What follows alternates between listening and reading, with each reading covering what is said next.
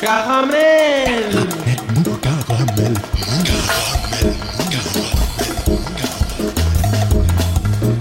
Caramel. Mou. Caramel. Caramel. Mou.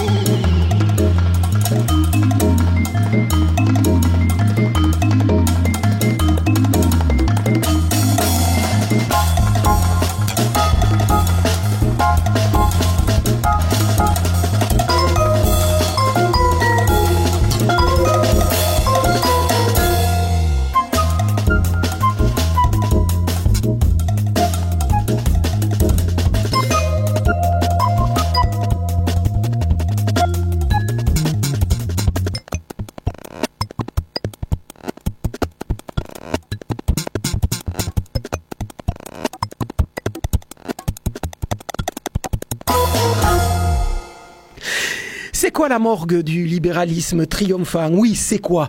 Ben, c'est ce sentiment qu'il donne de se foutre de la règle commune, d'avancer quoi qu'il arrive, tel un bulldozer fou, d'imposer sa propre vision du monde, le tout enveloppé dans un sentiment de puissance et d'impunité qui devient assez rapidement insupportable à donner des envies perpétuelles de révolte. Allez, dernier exemple de cette morgue du libéralisme triomphant. Une espèce de chantage que fait actuellement la firme Disney aux autorités françaises par rapport à la dernière réforme de la chronologie des médias. Dernière mouture paraphée il y a 4 mois. Il faut savoir que depuis des années, depuis 1982 exactement, et la loi de communication audiovisuelle, cette chronologie des médias régit dans l'Hexagone les délais de diffusion des films à la télé à partir de leur sortie en salle et en fonction de l'importance des investissements que chaque acteur de la télévision gratuite, en passant par les sorties DVD, la télé payante ou les plateformes de streaming peuvent y faire. Le nouveau protocole signé donc en février dernier prévoit que pour Canal+, le principal investisseur dans le financement d'œuvres cinématographiques dans l'Hexagone, ce délai passe de 8 à 6 mois, de 36 à 15 mois pour Netflix au vu des investissements effectués dans le cinéma hexagonal, de 17 mois pour Disney+ et Prime Video, 22 mois pour les télés et les chaînes hertziennes. Protocole ne convenant pas à Disney+, qui n'admet pas de ne pouvoir diffuser sur sa chaîne les films maison que 17 mois après leur sortie en salle. Du coup, la firme de Mickey a annoncé en rétorsion que son prochain film d'animation de fin d'année, Strange World, sortirait directement sur sa plateforme dédiée et sauterait la case de la sortie française en salle. Il connaîtra une sortie traditionnelle dans le reste du monde. Coup de pression de manière à inciter les autorités françaises à revoir ce protocole en leur faveur. Du coup, c'est le monde des exploitants des salles qui panique, le film Disney de Noël restant une part importante de leurs bénéfices annuels. Au risque donc de voir ensuite des fermetures à venir, tant la fréquentation des salles depuis les 2 confinements reste fragile. Le gouvernement français n'a toujours pas répondu, le CNC non plus. Le bras de fer continue. On verra qui c'est qui gagnera, mais apparemment, Disney a bien envie de faire voir aux Français et à l'exception culturelle qu'il va falloir remettre une fermeture sur ce principe-là. Salut les filles, c'est Joe Kangourou pour un nouvel épisode de Caramel Mou saison 33, réalisé par Marc Lazaro. Ce soir, on parle de musique avec le duo Ghost on a Wire qui partira en tournée du 8 au 25 août, en tournée vélocipédique entre Bayonne et Nantes. Ils nous raconteront un peu tout ça et on aura peut-être l'occasion de parler également d'une manière plus écologique et plus humaine de concevoir ce métier d'artiste. Dans un instant, Claude Sicre sera au téléphone pour nous parler d'un film sur le fado à voir vendredi prochain à la Cinémathèque de Toulouse dans le cadre du festival Peuple et musique au cinéma qui se déroulera le week-end prochain. Et puis on retrouvera dans le courant de cette émission la chronique de notre bon professeur Thibault, chronique érudite, foutraque et donc essentielle. Mais on commence tout de suite par la nouveauté de la semaine. Antoartix, nouvelle formation toulousaine composée de Guillaume Pic aux guitares, de Simon Portefait à la batterie et de la chanteuse Sophie Lemorzadec, groupe toulousain dont les sorties sur scène ont longtemps été bloquées par la crise sanitaire, s'apprête à sortir un EP en octobre prochain. Mais si vous voulez découvrir le son cold pop électro de ce trio assez électrisant, bonne nouvelle, ils sont sur la scène de l'écluse Saint-Pierre demain soir dans un trip plateau toulousain de bonne tenue, comprenant aux côtés donc d'Antoartix, Anachronique, dont la musique klezmer continue à se frotter aux esthétiques les plus pointues, et puis l'électro-rock de Cat Cross. En attendant, on écoute tout de suite Antoartix, World Wind, extrait donc d'un EP qui ne sortira qu'en octobre. C'est Caramel Mou et c'est tant mieux.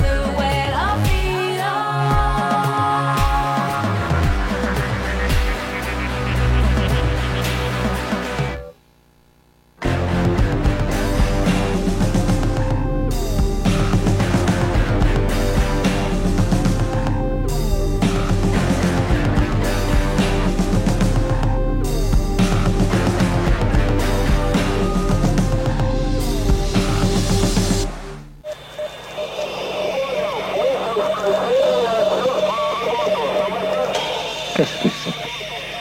Caramel mou. Et ça, qu'est-ce que c'est? Cette voix dont l'accent triomphant perce à travers le grésillement de la radio. C'est Joe Congo ou pardon?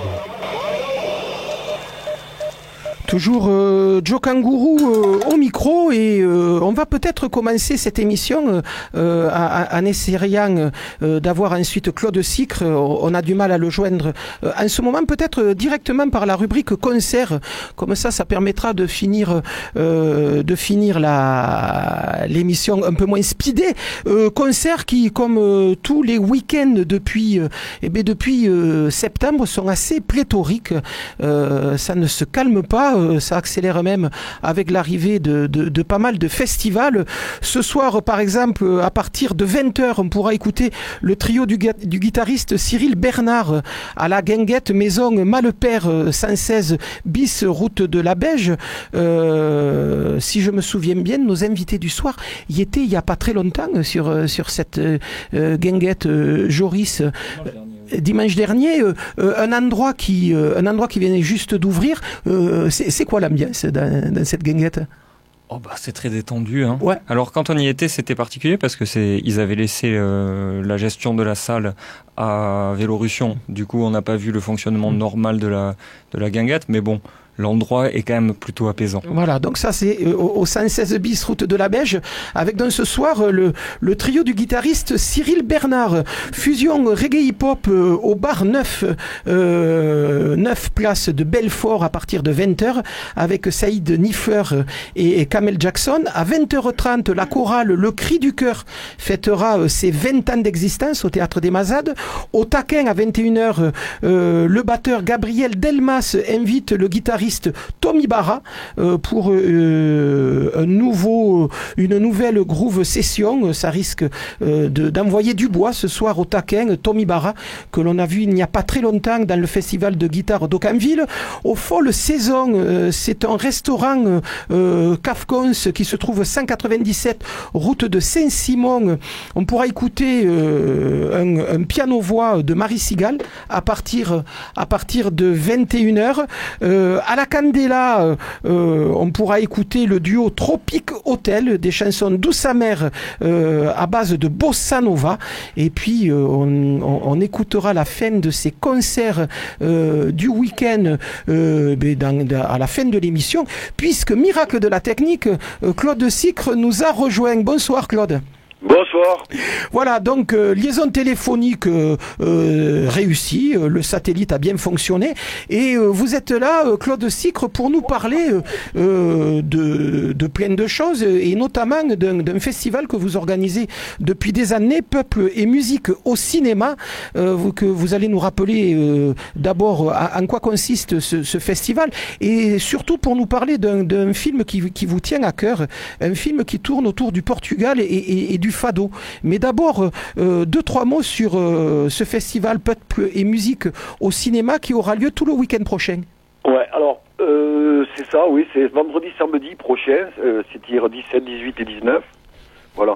Alors, c'est un festival sur les musiques des peuples du monde. Je fais la distinction entre musique du monde et musique des peuples du monde. Musique du monde, c'est des artistes qui s'inspirent de la musique de leur pays, ou d'autres d'ailleurs, et qui jouent de ça, qui jouent ces musiques, mais d'une manière artistique, ils s'inspirent, mais ils créent à partir de ça et tout ça. Les musiques des peuples du monde, c'est les musiques traditionnelles, folkloriques, ethniques, premières, rituelles, circonstancielles, de communautés qu'on trouve dans le monde entier et qui jouent leur musique à eux, sans intentions artistiques. C'est d'abord des intentions fonctionnelles pour la fête de ceci, pour la fête de cela, pour le mariage, pour les divers moments de la vie, pour s'amuser, pour plein de choses. Mais c'est quelque chose de collectif. C'est un répertoire et des pratiques collectives. Ce qui n'empêche pas que des fois il y a des gens qui sont bien implantés dans la communauté qui amènent des nouveautés. Mais en fait, c'est surtout des choses qui sont plutôt très très très très anciennes et qui miraculeusement se conservent. Voilà, et alors... et donc la plupart du temps... On fait ce festival depuis 23 ans, je pense. Oui, et 22 exactement. Il me semble me rappeler. Oui, puisque c'est 99. Et oui, et donc la plupart du temps... La particularité, c'est que on ne montre pas de film sans sans qu'il y ait des ethnomusicologues, des ethnologues, des anthropologues, mais aussi des musiciens, quelquefois les réalisateurs, souvent même les réalisateurs qui viennent, qui parlent du côté cinéma de leur travail. Et puis, donc il y a des grosses conversations. Et puis aussi, on invite toujours des gens des communautés concernées. C'est-à-dire, là, on parle du Portugal, mais ça peut être aussi des Amérindiens, tout ça. Des gens de la communauté concernée qui viennent donner leurs sentiments d'un point de vue d'amateurs, d'un point de vue d'anciens habitants, voilà, sur la chose. Ce qui fait qu'il y a de très belles conversations sur la musique, à la fois scientifique et populaire, avec des anecdotes et tout ça. Voilà. Donc, le film dont vous vouliez nous parler aujourd'hui, c'est Polyphonias, un film de Michel Giacometti, un habitant de Corse, né en Corse en 1929, qui à 30 ans est parti au Portugal pour ne plus le quitter. Et c'est un peu son histoire. Donc c'est à la fois corse et portugais. Alors pourquoi le Portugal? Il faut quand même le dire. C'est que là nous sommes rapprochés de Rio Loco. Ça fait très longtemps, en fait, ça fait 3 ans et demi maintenant que j'ai proposé à plusieurs institutions que entre la fin mai et le fin juin, on fasse à Toulouse un mois des cultures des peuples du monde. Voilà. Alors nous on a le Forum des langues le dimanche. Qui aura lieu le 19 juin. Voilà, donc on a rapproché de peuple, musique, cinéma. Pourquoi? Parce que les linguistes qui venaient, qui s'intéressent au peuple, ne rencontraient jamais les musiciens qui s'intéressent au peuple. Et alors, on s'est dit qu'en faisant les choses, bon, ça nous faisait des économies aussi, il faut y penser, mais aussi il y a des rencontres entre linguistes et musicologues qui se font, et puis il y a des gens de ces peuples qui à la fois peuvent au cinéma, à la cinémathèque, parler de musique, et ensuite au forum, le dimanche, au forum, aller voir les gens et tout ça. Et on s'est rapproché de Rio Loco, qui cette année fait le Portugal comme thème. Donc cette année, nous avons 4 films sur le Portugal ou les pays lusophones. Nous avons celui-là, nous avons Silencio le samedi, et nous avons aussi, le samedi soir, il y a un film sur la Terre de Feu. Bon, ça c'est pas lusophone, ça concerne plutôt l'Argentine et le Chili.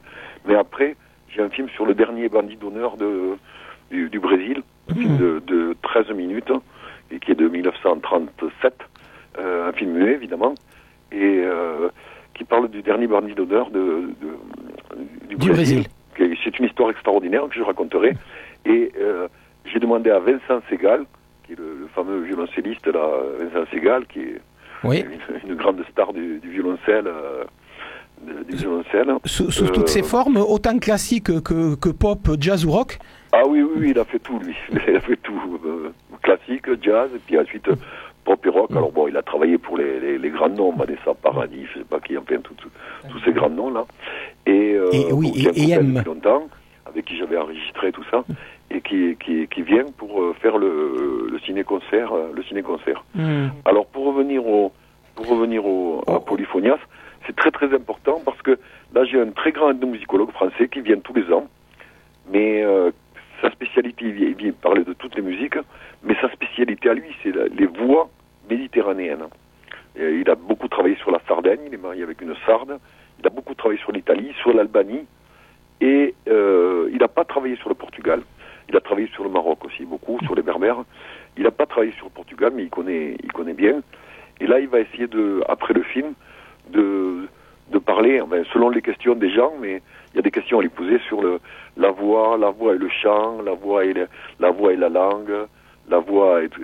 Il y a des questions très importantes pour les gens qui veulent chanter, qui se posent des questions sur les rapports entre la voix et la culture, entre la voix et l'écriture, entre la voix et la langue qu'ils parlent et tout ça.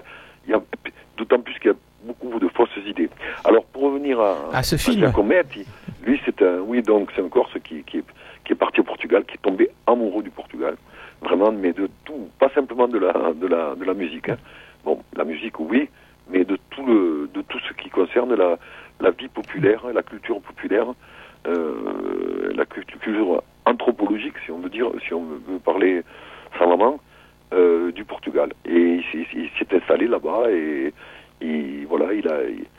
Oui, et puis il y a vécu le reste le présentateur, il a sauvé, le reste de sa vie. Contribué à sauver la mémoire du peuple portugais. Donc j'espère que tous les Portugais, les Portugalais, comme disait ma fille elle me disait, papa, mais alors les Portugalais, quand elle était petite. Ils sont de quel pays? Tous les gens lusophones et tout ça seront intéressés par ce film qui est très très instructif, très très émouvant, et en même temps qui est la victoire de quelqu'un qui s'expatrie et qui trouve un paradis au Portugal et qui se met au service des gens. C'est pas un touriste qui vient et qui fait sa loi. Il va là-bas et il défend plus que les Portugais la culture portugaise. Et c'est vrai que ce qui est peut-être intéressant et émouvant dans ce film, c'est que c'est un film qui croise son parcours, donc Michel Giacometti, mais qui interroge la notion de mémoire, qui montre la vivacité de la musique traditionnelle et de la musique moderne,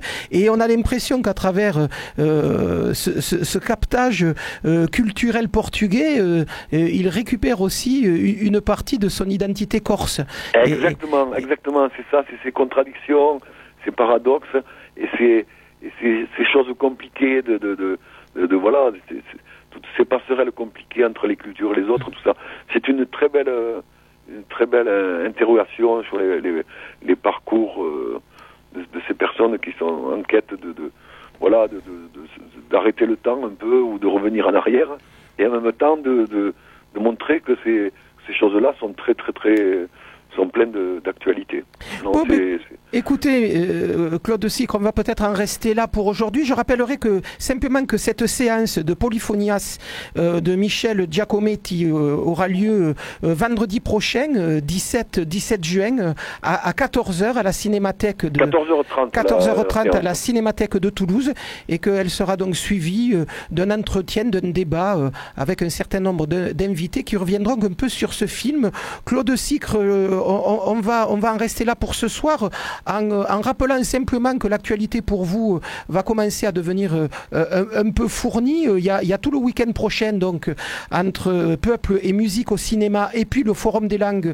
Et le Forum des langues avec la sortie la sortie d'un livre très important sur les langues qui va faire un peu de bruit. Donc ça, c'est pour le week-end prochain, et puis il y a la sortie d'un EP pour septembre et la sortie d'un album pour décembre, et on vous invitera à venir en parler en direct. Cette fois, ça sera peut-être plus facile. Il y aura déjà des chansons qui vont sortir fin juin. Voilà, et puis début juillet. On va commencer à les écouter sur Campus à partir de la semaine prochaine. Étonner le public.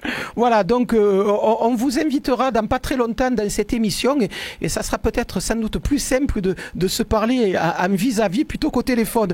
Claude Sicre, merci en tout cas de nous avoir téléphoné, et à très bientôt. À très bientôt, merci beaucoup.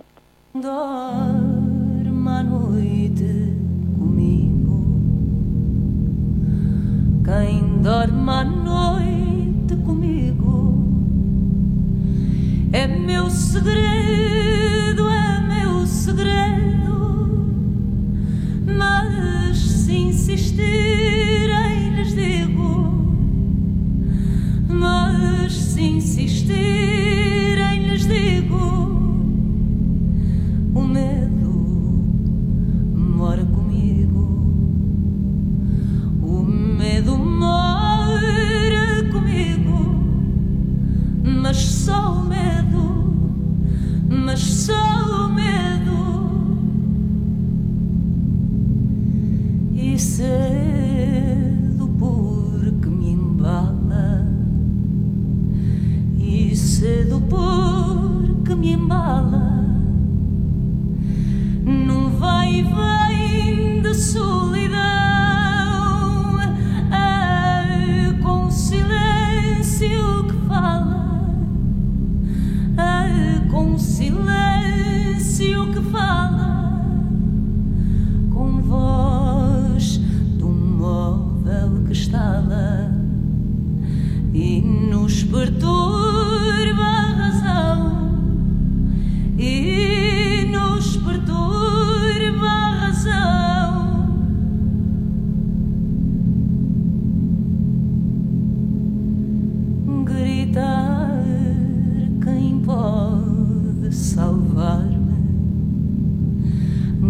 gritar quem pode salvar-me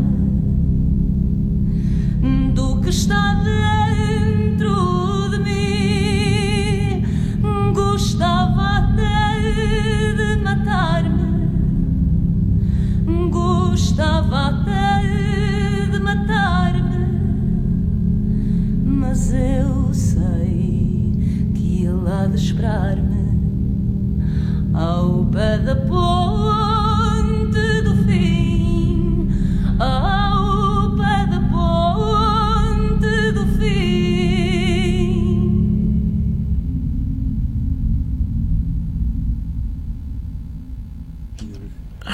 Voilà, on vient d'écouter Lina et Raoul Refri. Lina et Raoul Refri, musiciens portugais que l'on pourra écouter le dimanche 19 juin à 18h30 dans le cadre de Rio Loco, le festival Rio Loco qui va nous occuper pendant tout le week-end prochain, en même temps donc que ce festival Peuple et musique au cinéma. Et le dimanche, il y aura également donc ce forum des langues sur la place du Capitole. Comme quoi tout s'accélère en ce début d'été que certains annoncent torride. Allez, jingle et la suite. Mesdames, messieurs, ne quittez pas l'écoute. Dans quelques instants, vous... Caramel mou. Voilà, et puis on en arrive à nos invités du soir, Clémence Lagier et Joris Ragel, qui sous le nom de Ghost on a Wire forment un duo que l'on a écouté pas mal ces derniers temps à Toulouse, mais qui commence aussi à partir en tournée. Et puis ils ont un projet quand même assez mirobolant de faire une tournée à bicyclette cet été, du 8 au 25 août. La tournée partira de Bayonne, elle ira jusqu'à Nantes et ils vont essayer de tracer leur chemin sur le bord de côte. Comment c'est monté un peu cette idée saugrenue de festival à vélo, Clémence Lagier? Je sais que vous êtes par ailleurs une aficionado de la bicyclette. Tout à fait. On a suivi l'an dernier grandement vos exploits sur Facebook lorsqu'il vous a pris l'idée d'aller faire une partie de la péninsule italienne à vélo le long là aussi de la côte, et ça devait se passer en septembre-octobre. C'était en octobre. Voilà, et ça nous a fait un peu rêver alors qu'à Toulouse à ce moment-là le temps était plutôt gris. Oui. Donc comment est née cette idée de festival itinérant à vélo entre Bayonne et Nantes? Je dirais pas que c'est un festival, je dirais plutôt que c'est une tournée. Cette idée, moi, ça fait longtemps que je l'ai au fond de ma tête. Après, il fallait aussi trouver les bonnes personnes avec qui les faire. Et avec Joris, on s'est rencontrés il y a plus d'1 an. On a monté ce projet et on s'est rendu compte qu'on aimait tous les deux fortement le vélo. Et du coup, on s'est dit, allez, c'est parti. On bloque le mois d'août, qui est un mois quand même où il y a pas mal de dates quand on est intermittent. Donc c'est un pari qu'on s'est fait un peu en se disant, ok, on va quand même réussir à booker des dates et faire ça, mais pas en voiture. On laisse la voiture à Toulouse et on le fait à vélo, quoi. Oui, donc vous prenez le train à Matabio, vous allez à Bayonne et à partir de là, les vélos se mettent en route. C'est ça. Question toute bête, le matos, il passe où, Joris? Alors, j'ai fait l'achat d'un vélo cargo, donc c'est un vélo qui est rallongé devant, qui a une plateforme. Donc, il est en train d'être fabriqué à l'instant même là. Et donc sur cette plateforme qui fait 80 cm de long sur 50 de large, j'ai la place de mettre l'ampli, un petit ampli nomade, une guitare. Et puis tous les trucs un peu lourds qu'il pourrait y avoir à transporter. Clémence sur son vélo tout équipé avec des sacoches et tout ça va pouvoir mettre les habits, la tente et tout ça. Et puis voilà, c'est pas plus compliqué que ça. Et après roule galère. Avant de parler un peu de la musique que vous faites, parce que même si vous êtes des cyclistes accomplis, vous êtes aussi des musiciens émérites, mais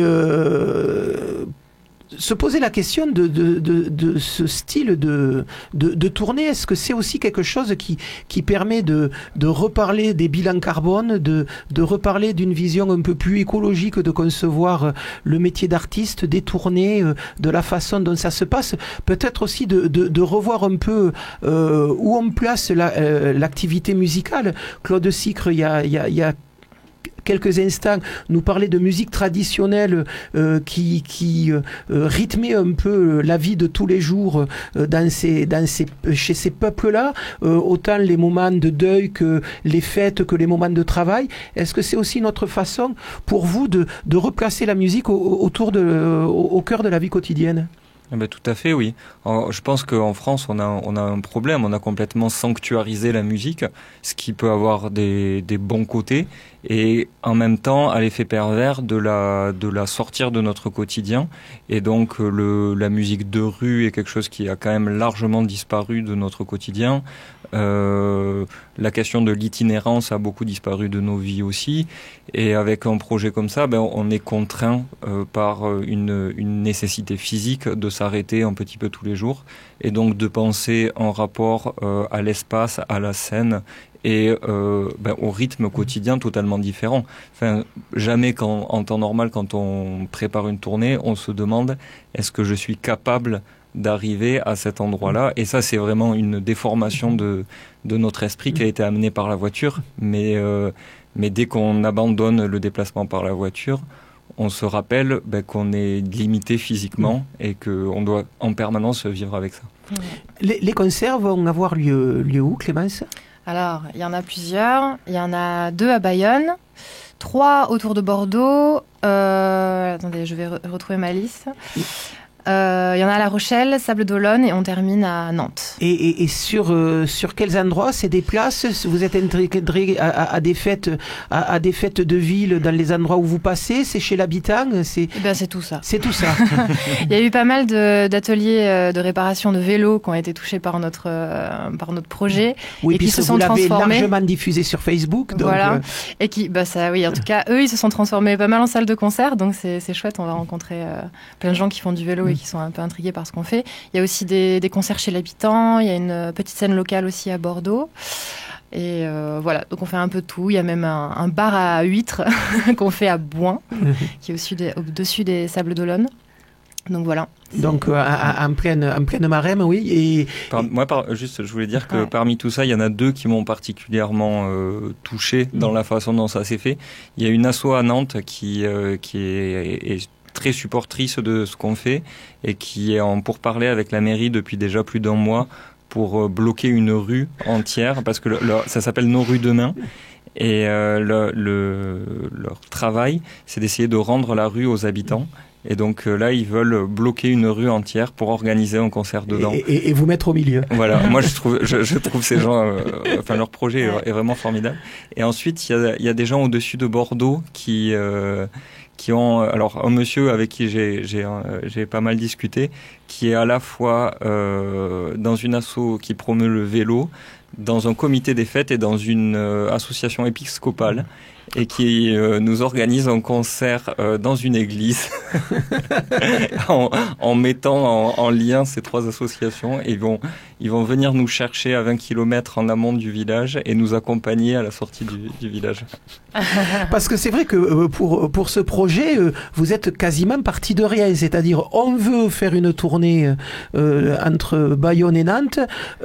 Si vous êtes quelqu'un qui a une scène quelque part, qui a un salon un peu grand, un jardin pour planter la tente, laissez-nous vos coordonnées sur le site que l'on a monté sur Facebook. Mais c'est un peu parti comme ça à la pêche. Ah ouais, complètement. Hein. Là, on s'est vraiment lancé un pari. En plus, on a des agendas qui sont bien remplis. On s'est lancé un pari qui était courageux, quoi. Ah oui. Mais en tout cas, ça a bien marché. Et c'est ce qui est hyper émouvant, c'est qu'il y a vraiment pas mal de gens qui se sont mobilisés, comme disait Joris, et qui ont envoyé plein de mails à plein de copains pour essayer de trouver avec les mairies, avec plein d'assauts, pour nous trouver un espace pour que ça puisse se faire. Et voilà, l'idée, c'est qu'on fasse pas qu'un concert, c'est qu'il y a un moment de rencontre aussi avec les gens. Et qu'à chaque fois, on vienne expliquer pourquoi on fait ça, pourquoi on a eu cette idée un peu bizarre de faire ça à vélo. Et donc voilà, c'est aussi une façon de rencontrer les gens et de casser un peu ce truc de scène, quoi. Et puis montrer que c'est possible. Et montrer que c'est possible. Et que en fait, nous on a eu l'idée de le faire. D'autres gens ont eu l'idée de le faire par ailleurs avant nous. Oui. Et ce qu'il faut en retenir, c'est surtout que c'est possible. Et qu'il faut juste se lancer. C'est vrai qu'il y a une quinzaine d'années, le chanteur Nilda Fernandez était parti, lui, en roulotte, faire une tournée autour de l'Hexagone, et tout son matériel était dans la roulotte. Et puis, évidemment, Manu Gallure, pendant 2 ans, lui est parti à pied pour faire ses concerts, et on l'avait eu régulièrement dans cette émission sur des petites vignettes sonores qu'il nous envoyait par téléphone, et c'est vrai qu'il avait l'air d'avoir un peu souffert aussi, et que ça avait été assez physique. Cette... 2 ans, c'est long quand même. Bon, il y a eu quelques coupures, mais c'est vrai que c'est quand même un peu long. Donc on va parler quand même un peu de musique, on va y arriver. On vous connaît, Clémence et Joris, comme musiciennes dans d'autres formations. Actuellement, Clémence Lagier est une des 2 vocalistes d'un quartet qui s'appelle Inuit, qui a été repéré par Oxide Jazz, et du coup qui actuellement a quelques propositions et de résidences et de concerts qui risquent de vous amener dans des endroits plutôt sympathiques. De son côté, Joris Ragel, on avait pu l'écouter dans Ika, il me semble, mais avec Agatha Rama également. Donc c'est vrai que vous avez l'habitude de jouer, vous êtes quand même des gens un peu installés sur la scène toulousaine, et tous les 2, pour le moment, vous nous direz si ça changera dans les mois qui viennent, mais pour le moment, vous êtes spécialisé dans un certain nombre de reprises ou de réadaptations de chansons connues entre folk country et surtout blues.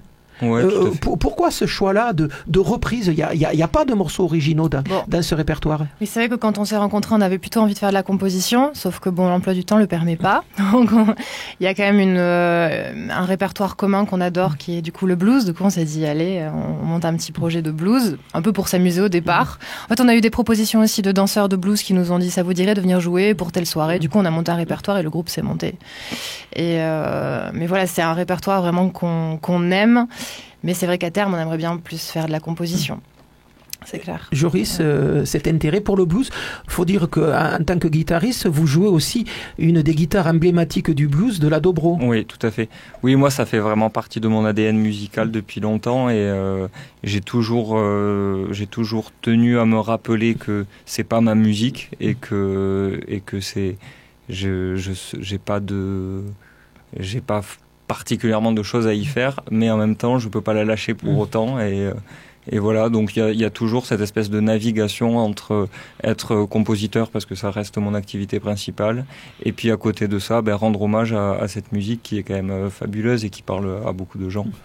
Le répertoire, il s'est construit comment? On s'est échangé des morceaux qu'on aimait bien. Et puis voilà. Et puis on s'est rencontrés, on s'est rendu compte qu'on avait un intérêt commun pour un côté un petit peu à la fois farceur et puis surréaliste, qui a eu beaucoup dans la musique noire américaine dans les années 50 et qui a perduré après chez des gens comme Tom Waits. Et je pense que c'est un peu le fil rouge qu'il y a entre nos différents morceaux. Très bien, Bob. Écoutez, on va vous laisser partir sur cette tournée au long cours. Donc, je le disais, ça commence le 8, mais le 7, vous serez au Café Plume, donc c'est-à-dire à Lautrec. C'est vrai que vous quand même, vous annoncez un été qui va être assez studieux et assez laborieux, dans le sens où vous allez avoir beaucoup de travail.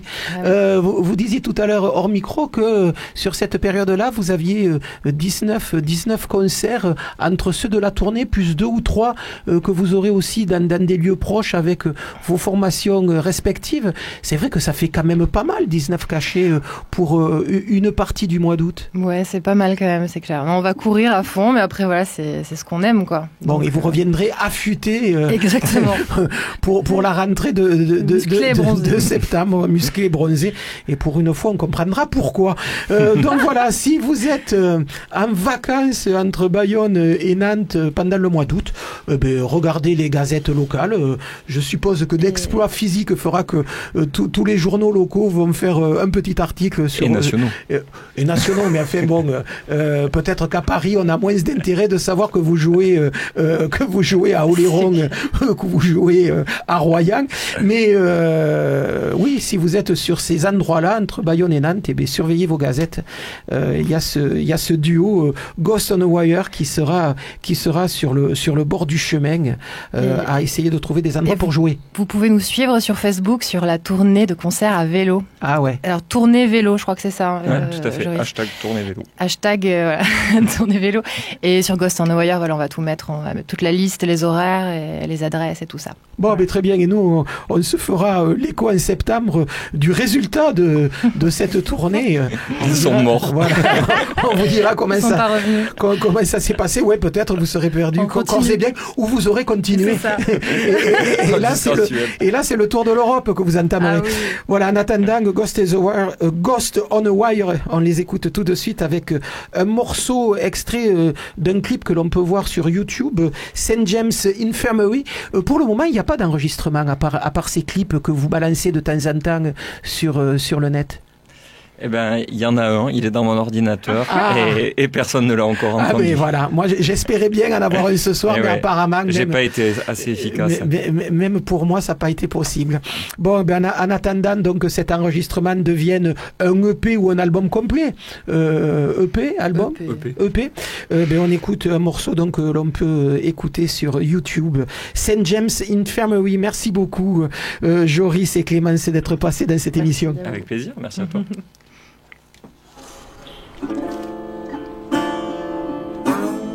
I went down to the St. James Infirmary, and I saw my baby there. She was laying down on a cold white table,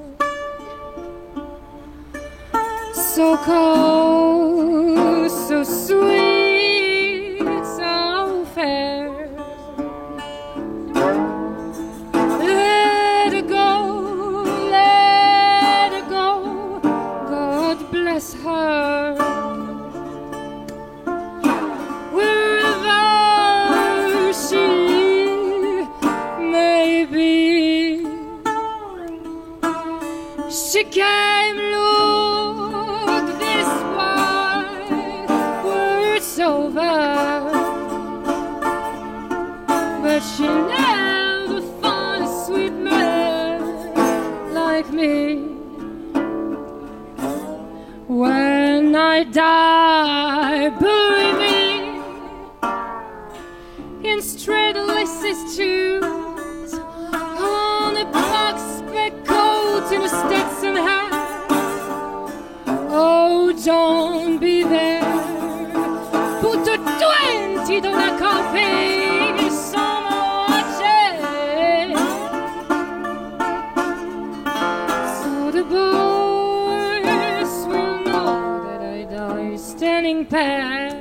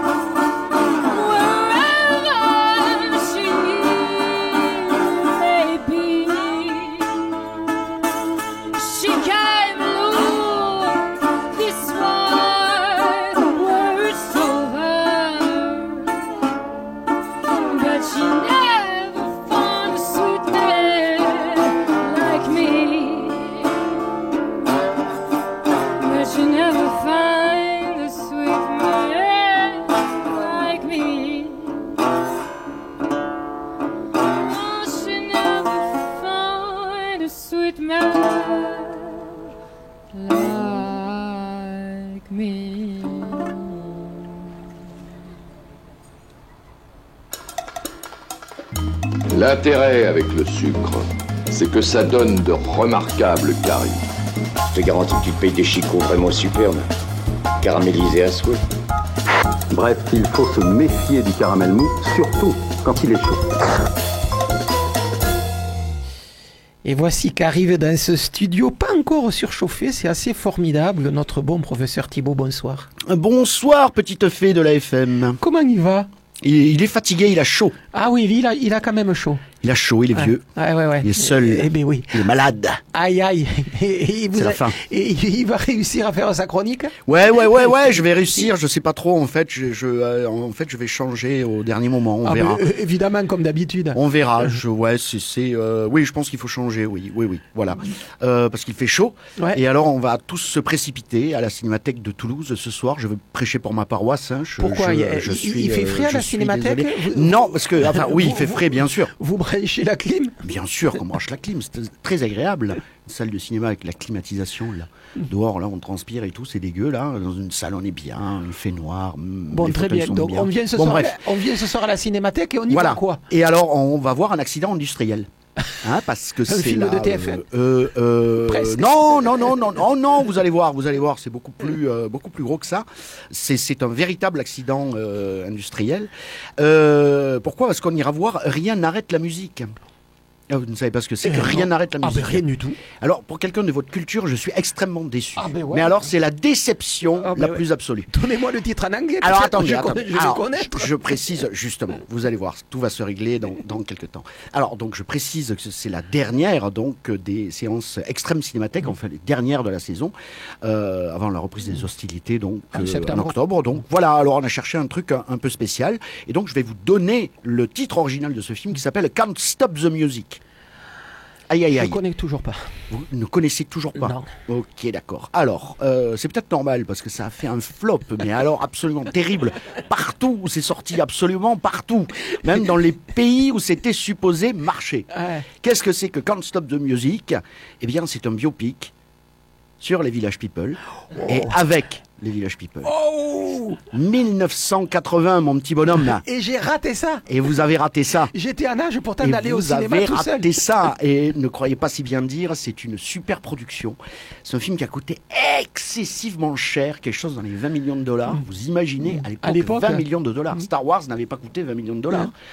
Donc c'est une énorme production. Alors c'est filmé à New York, bien évidemment. Et alors c'est censé être un biopic, donc sur, on va dire, la création des Village People, mais c'est un biopic, un rien, on va dire, fantaisiste et un rien romancé. Donc alors, je vous passe tous les numéros musicaux du film. Il y a une scène, alors que moi j'adore, complètement incroyable, donc où les Village People sont engagés pour faire une publicité sur le lait. Alors, où ils sont d'ailleurs dans des magnifiques costumes blancs et tout, ils sont absolument magnifiques. J'adore les Village People, qui n'a pas, esquissé 3 mauvais pas de danse sur les Village People. Là, quand même, j'aimerais bien connaître ces personnes. Il y en a un, mais il est jeune. Mais il est jeune, c'est normal. C'est normal. Donc, bref, il y a cette pub pour le lait. Alors. Je vous passe évidemment les détails, vous connaissez les Village People et vous voyez bien la symbolique un petit peu outrancière et qui peut s'appliquer donc à ce type de scène, où le lait dégouline de partout comme ça, c'est absolument érotique, c'est superbe. Il y a une scène dans un gymnase aussi qui est absolument incroyable, sur le morceau d'ailleurs YMCA qui était un tube le tube de l'époque. Alors cinématographiquement, on peut dire c'est pas un film très très intéressant, on va le dire tout de suite, mais on s'y amuse quand même beaucoup, surtout si on connaît un petit peu les Village People. Par contre, ce qui est intéressant, c'est les personnages qu'on peut retrouver à la fabrication. Alors, on va très vite passer sur la réalisatrice, Nancy Walker. C'est son seul film de fiction. Elle en refera plus jamais. Elle vient du documentaire, c'est ça? Non, pas du tout. Non. Elle a eu une énorme carrière. C'était une actrice, en fait, à la télévision, mais plus téléfilms, séries télé, etc. Mais à la production, on retrouve un garçon, qui s'appelle Alan Carr. Alors, Alan Carr, c'est, on va dire que c'est l'histoire cachée de Hollywood. Alors moi, j'adore des gens comme ça, parce qu'on finalement, on retient pas trop leur nom. C'est quelqu'un qui avait débuté en fait avec Hugh Hefner de Playboy et qui était réputé pour organiser les soirées les plus démentes que Hollywood n'avait jamais connues. Ils appelaient ça événement promotionnel. Je vous cache pas qu'on n'y buvait pas, c'était les années 70, on n'y buvait pas de la badoie et on n'y mangeait pas des salades d'ortie. Hein, voilà, soyons clairs. On attend toujours de savoir pour qui il faisait la promotion, mais c'était pas non plus le but du jeu. C'est l'histoire cachée d'Hollywood. Et moi, ça, j'adore. Et donc, Alan Carr, en fait, s'était occupé de la promo d'un film qui était La fièvre du samedi soir. Ah, alors celui-là. Voilà, ça, vous connaissez, avec John Travolta, ouais. tout ça, blabla. Les Bee Gees et compagnie. Et en fait, le film a réellement cartonné. Donc là, on peut supposer que Alan Carr, en fait, a été approché par Jacques Morali et Henri Bellolo, qui étaient les deux Français qui avaient créé les Village People. Il faut le dire quand même, c'est un produit français, enfin franco, américain. Et là, on peut supposer que, on va dire, entre deux rails de coq, il y a eu une espèce d'entente comme ça, fraternelle. On s'est dit, tiens, on va faire un film, un biopic. Il faut que les Village People soient bien plantés, qui connaissaient déjà d'ailleurs un succès planétaire. Et on s'est dit, bah oui, ça va rapporter encore plus et plus d'argent.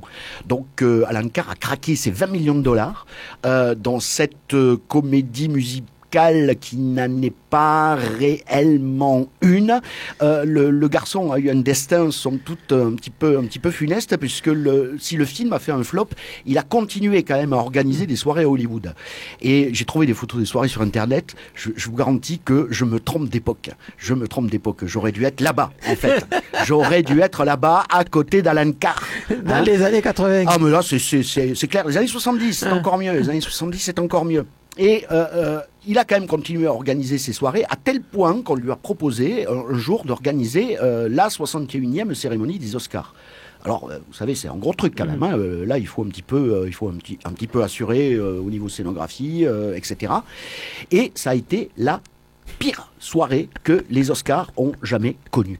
Enfin, le pauvre gars s'est retrouvé avec un procès de Disney au cul parce qu'il avait utilisé l'image de Blanche-Neige alors qu'il n'avait pas le droit. Il paraît que tous les numéros, c'est un fan de comédie musicale, on peut comprendre, je suis fan de comédie musicale, mais là reste que tout tombait à plat. Donc, on peut voir aussi quelques extraits sur YouTube. Enfin, on voyait un public qui est absolument consterné par ce qui se passe sur scène. Enfin bon, bref. Et donc, Alan Carr a été complètement écarté de la circulation. Et puis il y a un autre gars, alors qui est dans le film. Alors là, j'ai un peu halluciné. Alors j'ai noté son nom, qui s'appelle Bruce Jenner. C'est comment on appelle ça, un beau poulet, hein, 1m90, très athlétique. Et il a un petit peu un rôle de benet. Enfin, moi, ma théorie, c'est qu'il ne sait pas jouer la comédie. Et donc, il tourne toujours autour des Village People, comme ça et tout. Alors, il fait du sport avec eux. Vous voyez, on joue au ballon et tout. Voilà. C'est super. Alors, qui est ce Bruce Jenner, en fait, j'ai cherché. Et en fait, il s'avère que c'est un champion olympique. Alors, sa spécialité, c'était le décathlon. Alors, pas le magasin, hein. C'était pas un spécialiste de décathlon, le magasin. Donc, il a même gagné une médaille d'or. Quand même. Aux Jeux Olympiques, donc, en 76. C'était quelqu'un qui était vraiment très, 76, Montréal. Oui, c'est ça. Aux Jeux Olympiques de Montréal. Voilà, le décathlon. Il a gagné la médaille d'or. Et 4 ans après, il se retrouve dans Can't Stop the Music, Rien n'arrête la musique, avec les Village People. Alors là, on se dit, tiens, ça peut poser des questions. Alors, est-ce qu'il a voulu entamer une carrière d'acteur? En tout cas, je ne sais pas.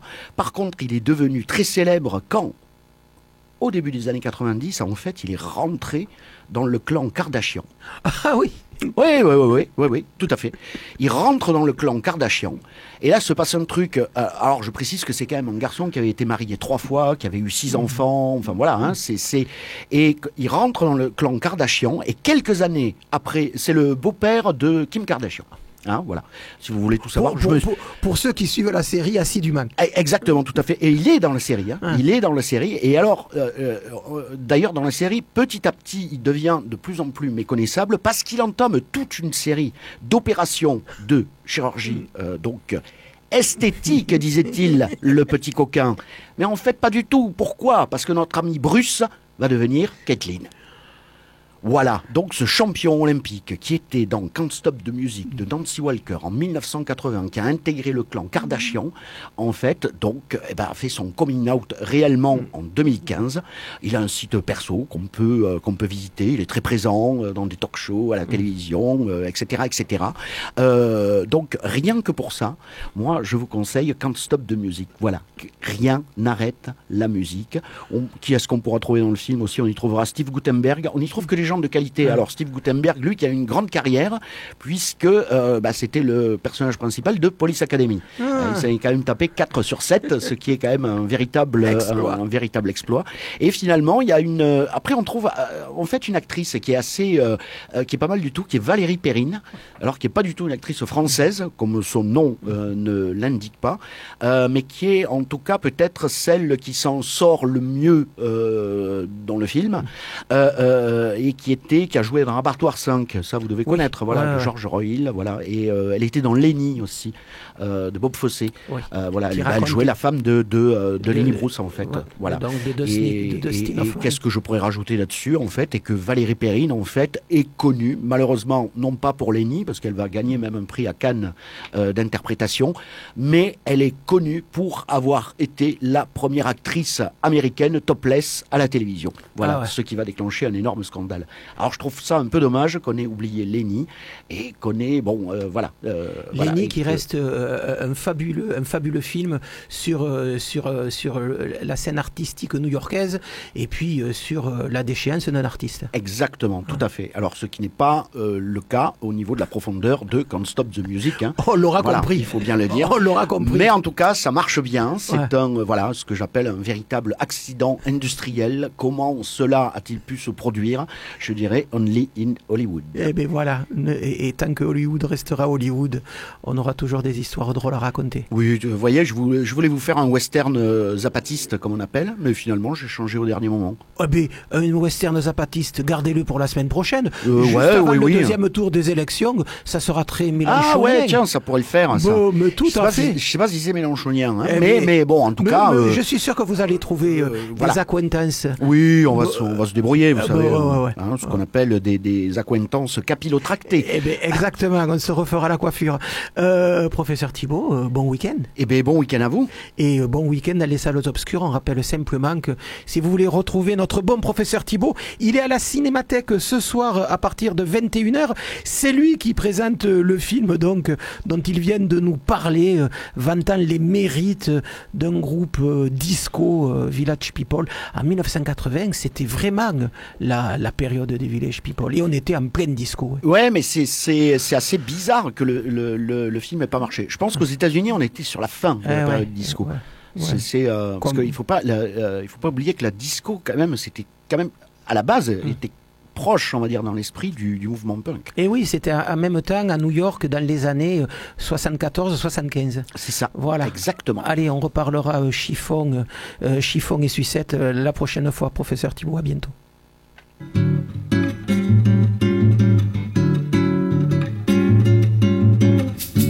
Encore une fois,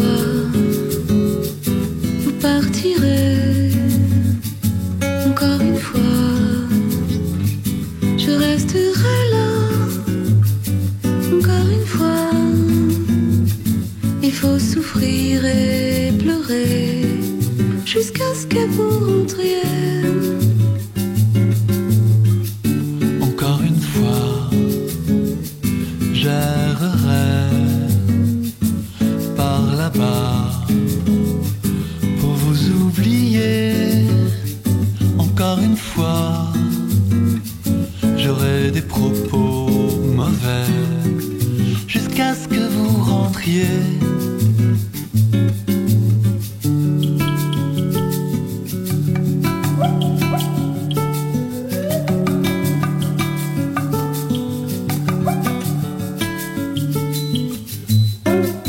Encore une fois, vous partirez. Encore une fois, je resterai là. Encore une fois,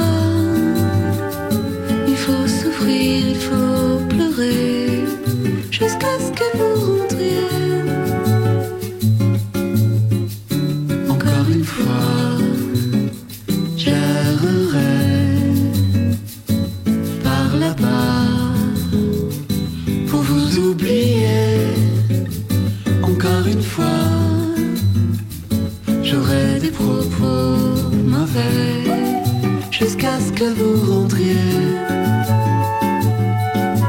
Tout le monde me demande pourquoi je me délite ainsi. Personne ne soupçonne que sans vous je suis sans vie. Je vois le soleil quand il sort, je vois la pluie quand elle tombe. Je vois tous les chagrins du monde. Tout m'apporte le mal de vous. Encore une fois, j'errerai. J'aurai des propos mauvais jusqu'à ce que vous rentriez.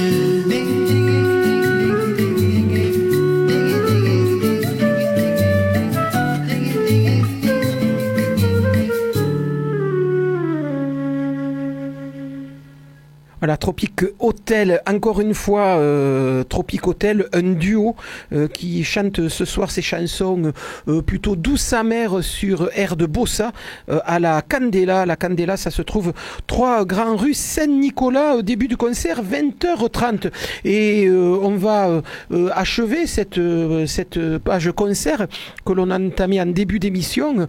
On en était donc aux folles saisons. Route de Saint-Simon à 21h avec un concert en piano-voix de Marie Sigal.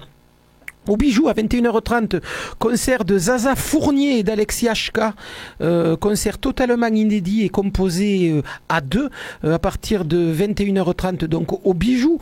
Au Rex pendant tout le week-end, l'Electronic Music Festival avec en vrac Andrés Campo, Paul Rich, Thomas Schumacher, Anna Lilia, Barbara Lago et plein d'autres à partir de 23h. Donc je pense que les concerts sont prévus jusqu'à 3-4 heures du matin. Pendant tout le week-end également, n'oubliez pas que c'est le week-end Passe ton bac d'abord. Avant de le passer réellement, vous pouvez toujours vous faire une révision Jean-Sébastien Bach. On en a beaucoup parlé la semaine dernière de ce festival avec Michel Brun, qui était notre invité et qui est l'inventeur de ces journées consacrées à Bach. 80 concerts pendant tout le week-end dans plein d'endroits en ville pendant 3 jours. Si vous voulez avoir la programmation complète, baroque-toulouse.com. Il y a le calendrier de tous ces concerts. La plupart des concerts, c'est entre 30 minutes et 1 heure. Et il y a vraiment de tout. On aura du Jean-Sébastien Bach façon tango, flamenco.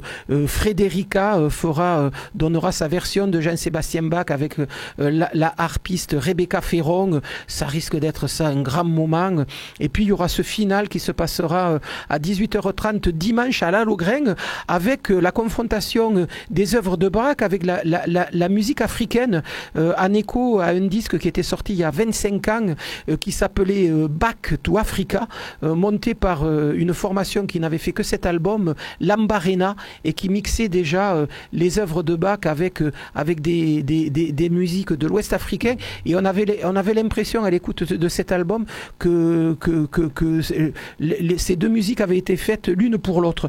Donc ça, on pourra le voir en fin de festival à la Logren dimanche. Enfin, précipitez-vous pendant tout le week-end en ville. Il y a des concerts partout et ça commence ce soir avec la formation Concert de l'Hôtel Dieu. C'est le nom de la formation pour un concert qui est une sorte d'histoire autour de J.S. Bach. Et ça se passera au couvent des Jacobins. Dans un autre style, à la Cavaroc, soirée métal à partir de 21h avec Benit and Obsidia, From Dusk to Dawn, et puis Devolution, 3 groupes à la Cavaroc à partir de 21h.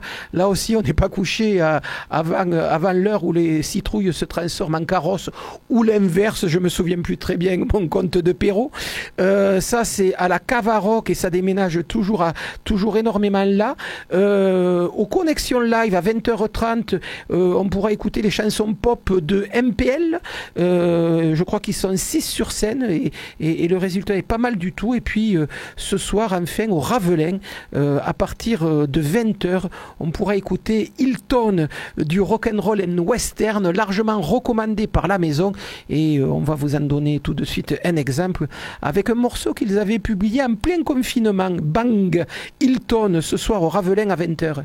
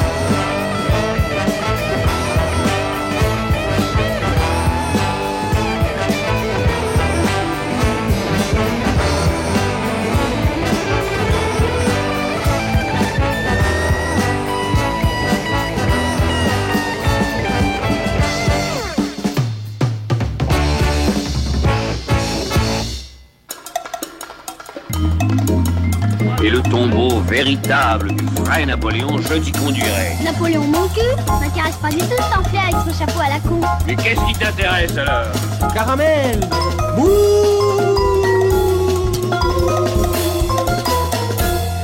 Allez voilà, Caramel Mousse, c'est terminé pour aujourd'hui. On se retrouve, nous, la semaine prochaine, même heure, même adresse. On parlera de rock'n'roll des années 80 avec le patron du label Super Pop Superette. Et on va se régaler pendant 1 heure. D'ici là, portez-vous bien. Et puis, n'oubliez pas d'aller voter dimanche. Salut les filles.